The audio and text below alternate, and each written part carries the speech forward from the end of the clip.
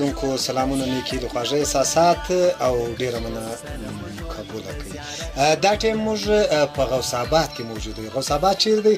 غوث آباد چیرې تاسو اړې لږ مخته راتېر شئ، چاندني چوک راځي، له هغه بعد غوث آباد شروع کېږي، بیا د کبابو دوکانونه چې دغه چې لږ مخته ورته راتېر شي مدینه مارکیټ دی. مدینه مارکیټ چې بالا یې تاسو راوخیږئ شفیع الله شاپینګ سنټر. دا ټیم په هغه شفیع الله شاپینګ سنټر کې موږ موجود یو.